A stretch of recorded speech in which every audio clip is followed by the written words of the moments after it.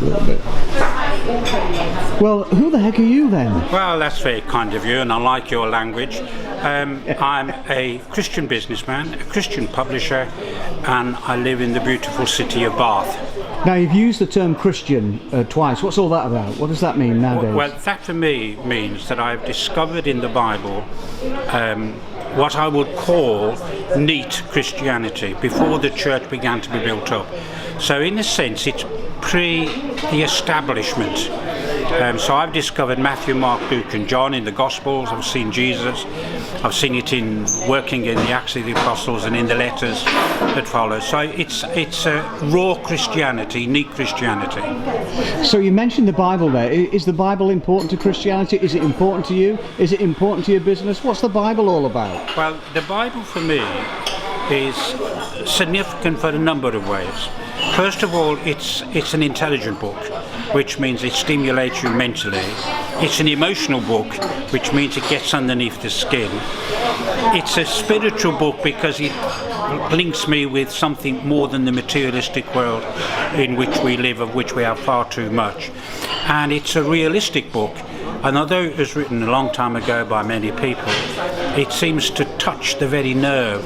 For instance, I've been reading Hebrews. Now, Hebrews is a book that's been written to people who were leaving the Christian fellowship. And we've seen a lot of people leave the Christian fellowship since the Second World War.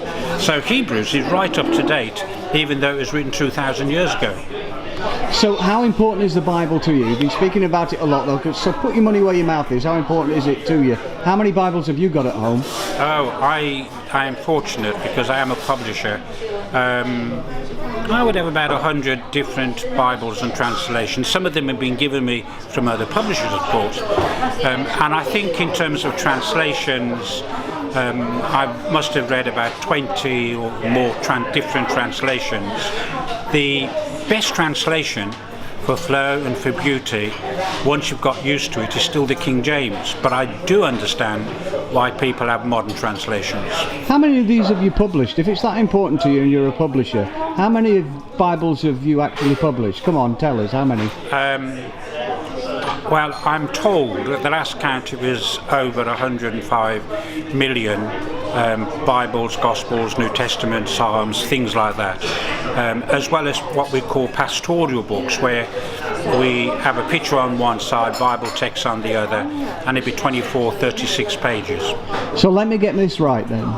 You have published over 105 million Bibles and distributed them?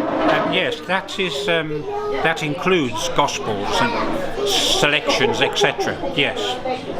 So, is this still a passion of yours? I mean, you're retired now and you're not doing anything. Well, I'm not retired. Thank you very much. That's very kind of you. Maybe I should listen to you. No, I'm not retired.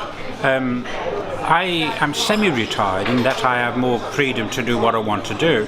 But no, I'm as passionate today about encouraging people to discover the Bible as I was some 60 years ago. That is amazing. So this book and the God of this book has captivated you for your whole life by the sounds of it. Yes, 100%. Even when my first wife died, I had to rediscover it. And she died in her 40s. She had cancer in her teens, but it didn't take over until some years later.